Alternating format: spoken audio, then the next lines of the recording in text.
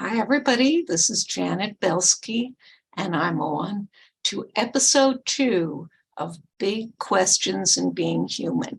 This is part of my Lifespan lecture series. Today, we are going to talk about that wonderful, mysterious thing called personality.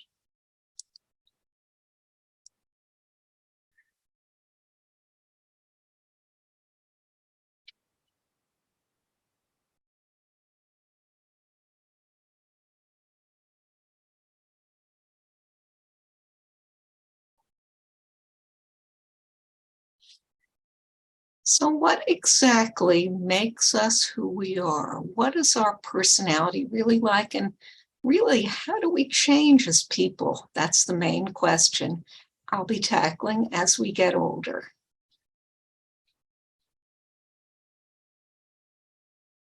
First, we're going to start with a quiz. Is this true or false? Personality remains basically the same during life. A lot of us think it does. I'm the same person. I look back and I say, I'm 75, which I am now. I'm basically the same person that I always was. On the other hand, then I'm another mood. I might say, gee, my personality changed a lot during my life. I became more self-confident. I do this differently. I do this differently. Which of these are true? And we'll find out that both are true. That's true of many things in psychology. Both are true in their own way. Here's our lesson plan. First, we're going to focus on a thing called temperament in childhood.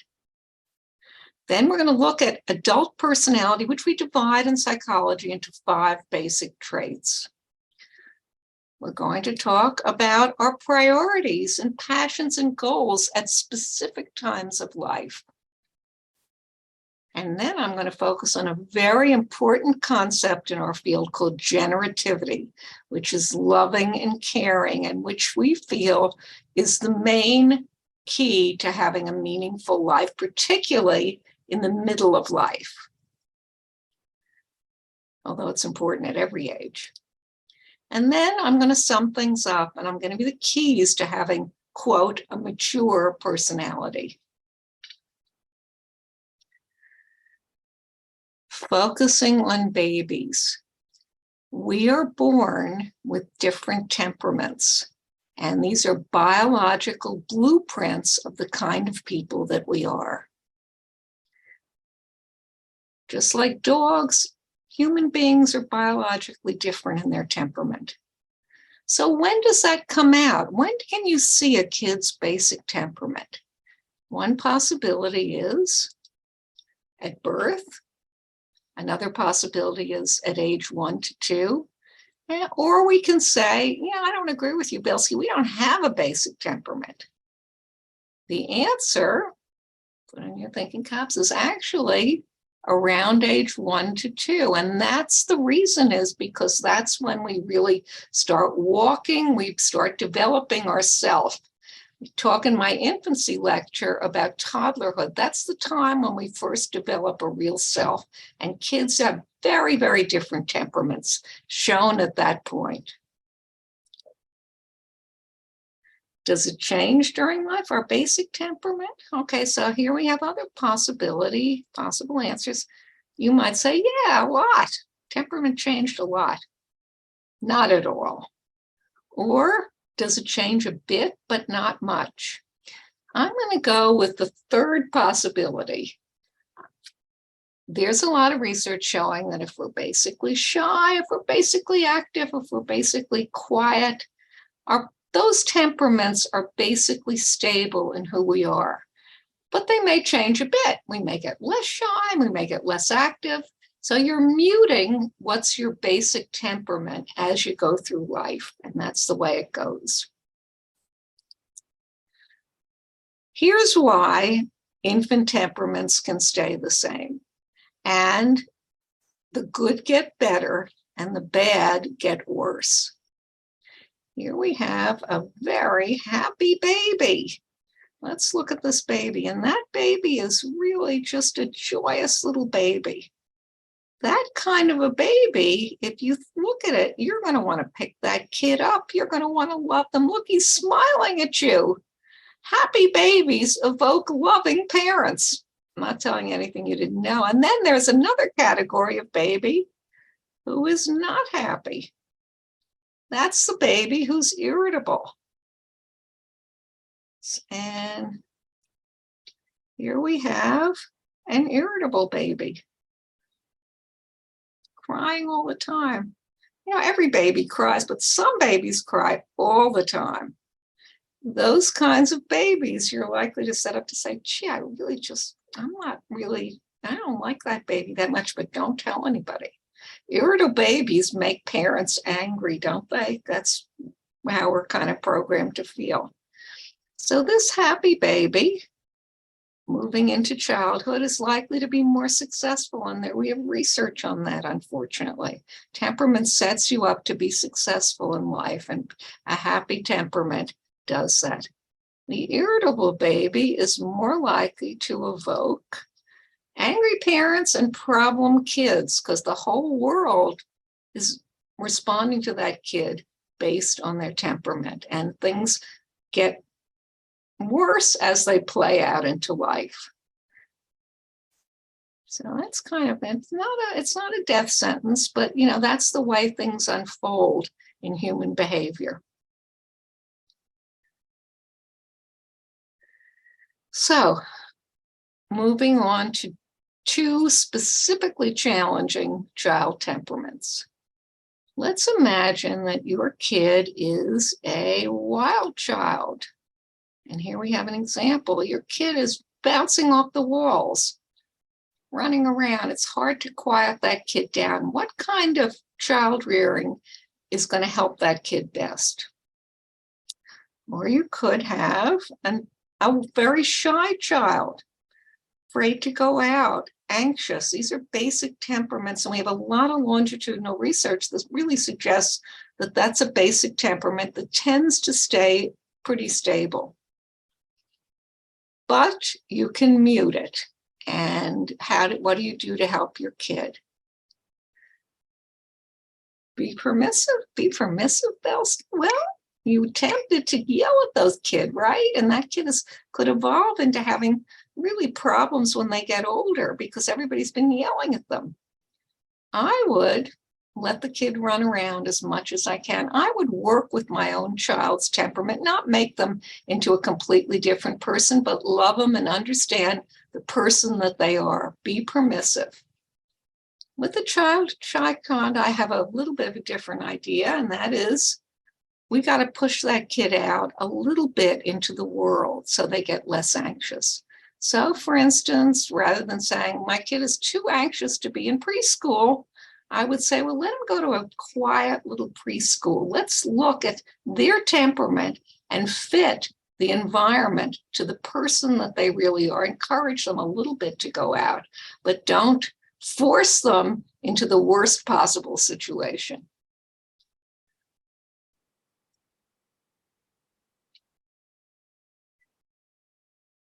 Bottom line, throughout our lives, know yourself, know your temperament, and fit your personality to the right environment. So if you're somebody like me, I am a kind of a shy person. And so I like writing these things, doing these PowerPoints by myself. I want to go out in the world, but I'm also happy to be by myself and do this. My son, on the other hand, was a wild child. And it turned out that he fit his personality to the right field. And what do you think he is? He's very active. He is very friendly. He's very extroverted. And actually, luckily, he's in the right field, which is real estate. He can run around all day and he can be with people. That would not be for me. So fit your personality, if you can, to the right environment. I think we intuitively do it, but I'd like you to do it really systematically. Here's coming to adulthood, and it turns out that adult personality, we have thousands of research studies, really fits into 5 basic traits that are different from each other. And we can rank people and ourselves according to these traits. Are you basically someone who is agreeable? Do you like agreeing with people? Make love, not war? Or do you really kind of enjoy shaking things up and challenging people's ideas?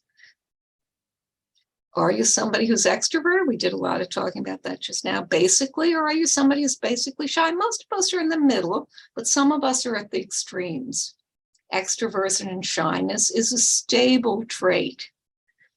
Are you open to experience, curious about the world, or are you kind of rigid? I kind of like to be in my own lane, and it's hard for me to move out and think in different ways.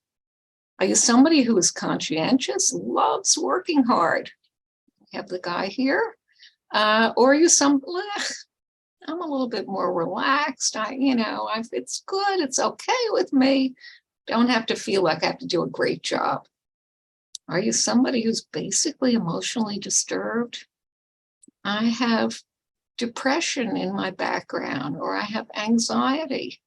I've basically been an anxious person all my life.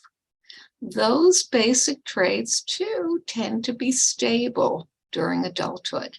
And let's give us a little exercise for you guys so you can do it yourself. I'd like you to rank yourself from 1 to 10 on these traits. Are you conscientious? Think a little deeply. Enjoy mastering challenging tasks? You're thrilled when you do an absolutely pristine job on something.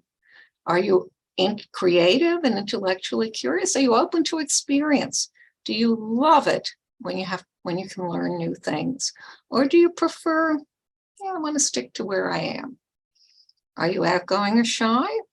Basically, is agreeing with people very important to you, or do you like to challenge people's ideas?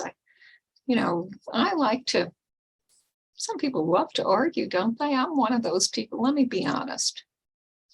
Are you basically neurotic, anxious, irascible? I've had problems all my life with anxiety and depression. So after you've ranked yourself from 1 to 10, maybe you want to rank your significant other or best friend and see if the scores that you gave yourself and your friend's scores for you stay the same and vice versa. And I think you will find it's very interesting, and that's why they do this research, that there is a consistency. We do know ourselves in the way we rank ourselves and the way a friend ranks us. Now, you might get into a fight over this. So being an agreeable person, I probably wouldn't suggest going very far on this, but it's an interesting exercise. Do you feel the same way about you in these ways that your significant other or best friend feels? What is the fate of having these traits? What's the impact in having a successful life? And as you might imagine, if you're conscientious, that's something that's very good to have. And we've looked at studies, many studies. People who are conscientious tend to live longer. They take better care of their health. They're more likely to have stable marriages, and they're more likely to be successful in their careers. Conscientiousness is good. Now, of course, you can be too conscientious, but in general, the more conscientious, the better. Openness, another thing that's very, very good.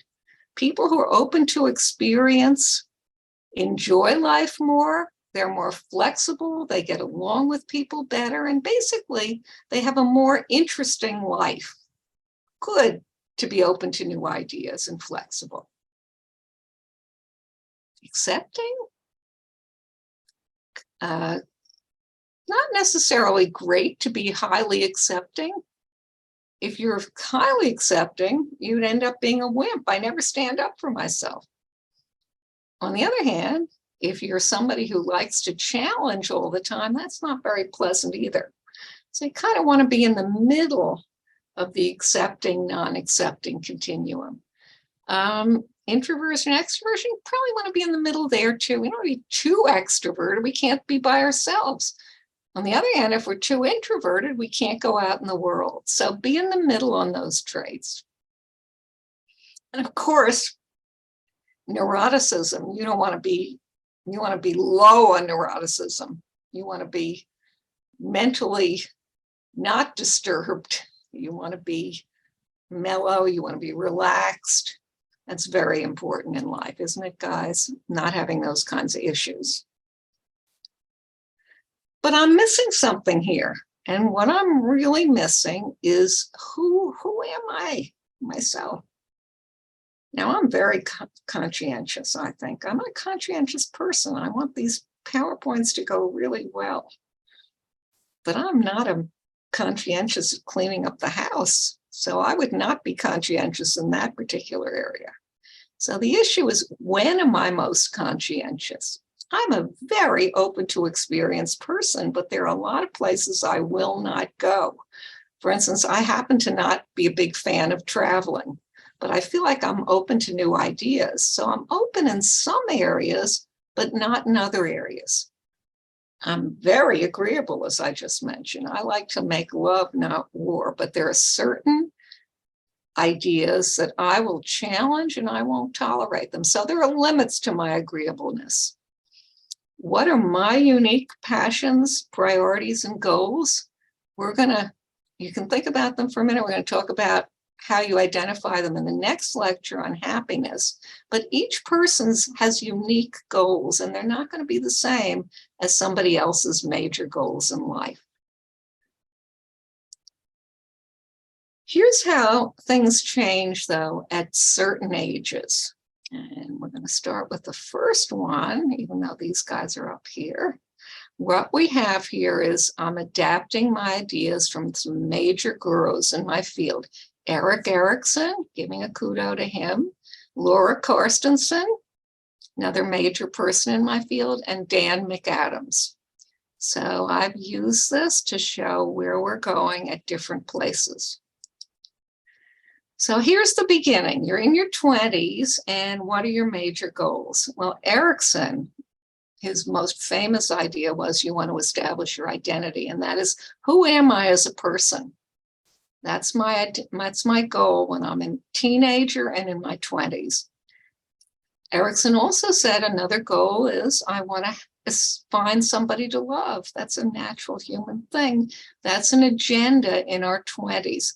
We want to find people to love our whole life, but it's our priority when we're in what we call now emerging adulthood.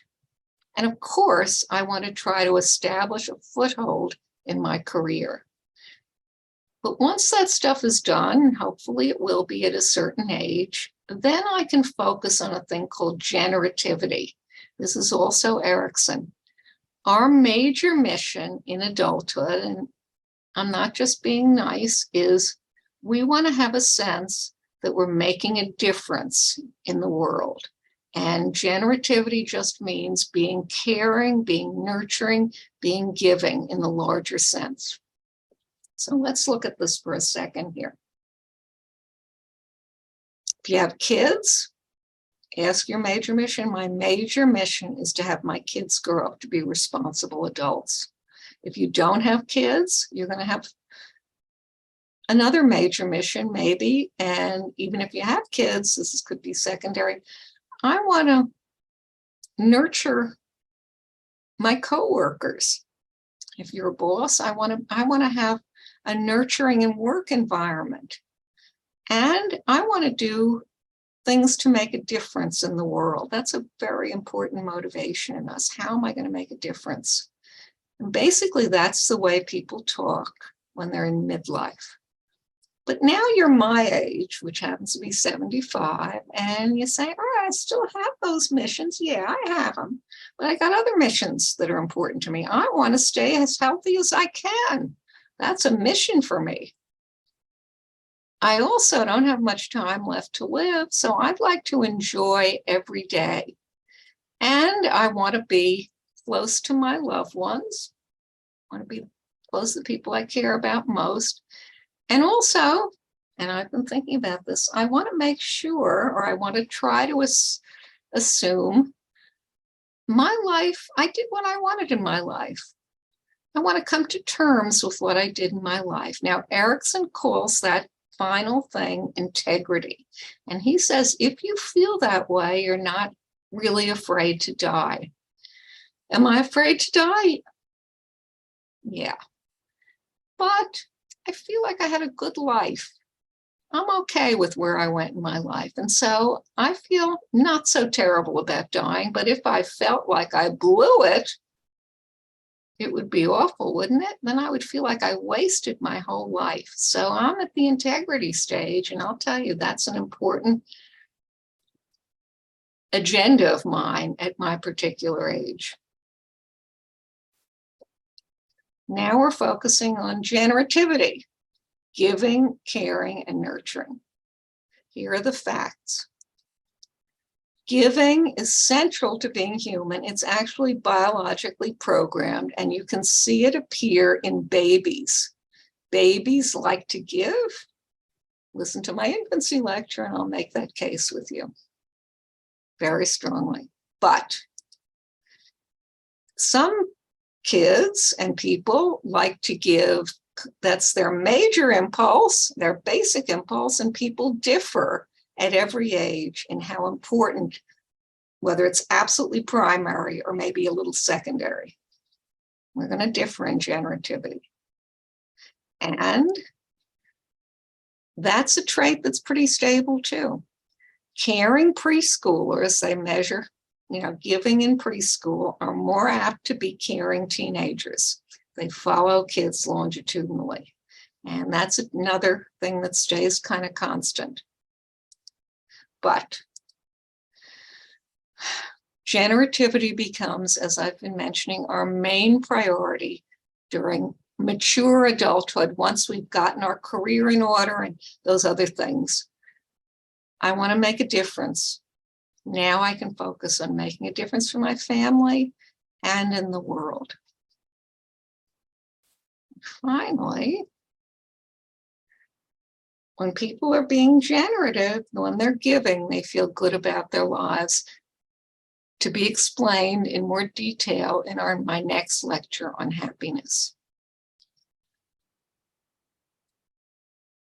Here's a test. Is your work fulfilling? You're likely, if it is, you're likely to say things like, well, I feel like I'm making a difference in my work. I'm doing a good job. Am I a highly involved parent, friend, or good citizen? I really love being a parent. I feel like I'm an excellent friend, and I'm trying to really do the best I can in my community. Can rank those, and that would be 1 to 10. If you rank 9 or 10, you're pretty generative. Is being generative main priority in my life? Usually it is, but is it number one? Not 1 to 10 again. And for your own mental health, how can I increase the time I spend being generative? I'm going to give you exercises in the next lecture for that. Caution.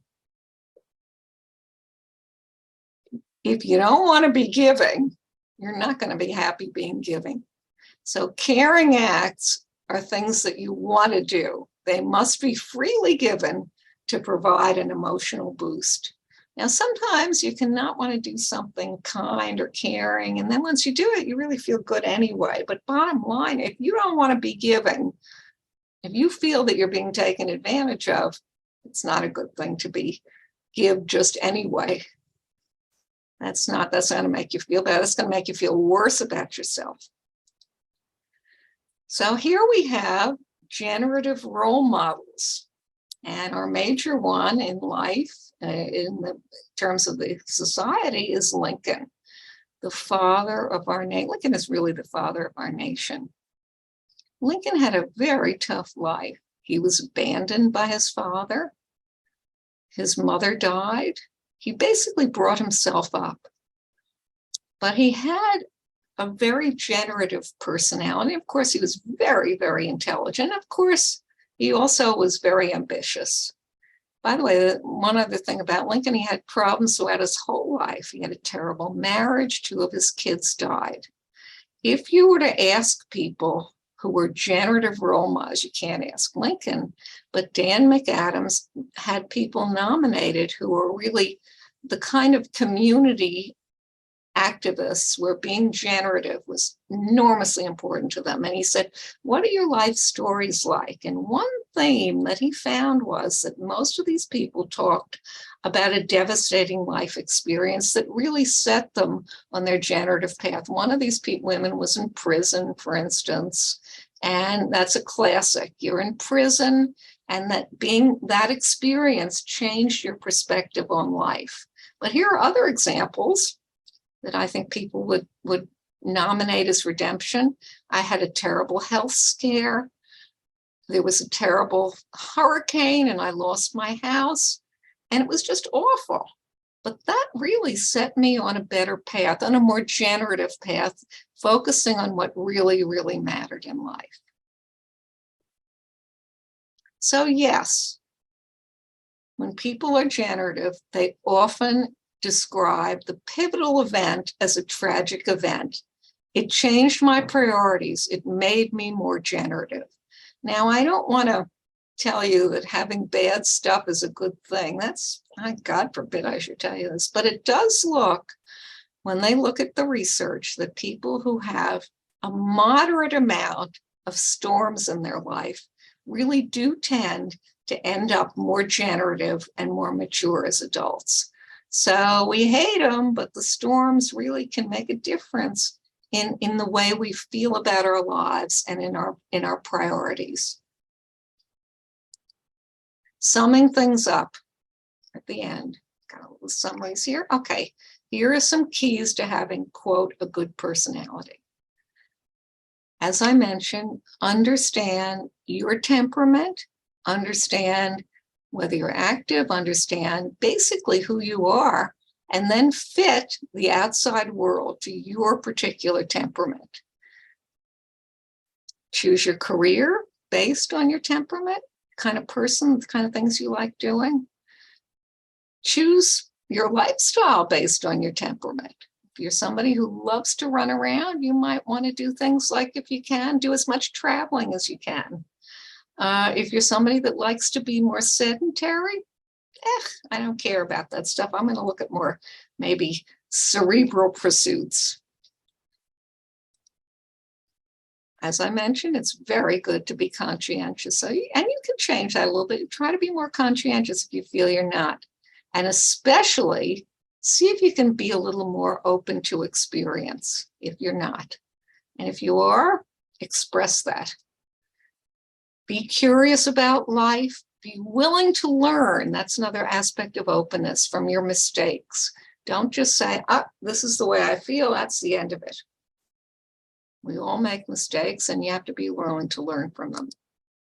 Be generative as much as you can. Have caring priorities. And even though we hate them, storms in life are part of living. I'm not telling you something you don't know. See if you can profit from them rather than letting them get you down. So that's my sum up. And next lecture is going to be happiness, going into this in more depth, all of these questions. And if you like this lecture, you can check out my website, www.belskybeinghuman.com, because I've been writing textbooks for 50 years, and now I'm going to explain what we scientists know about the marvelous journey of life.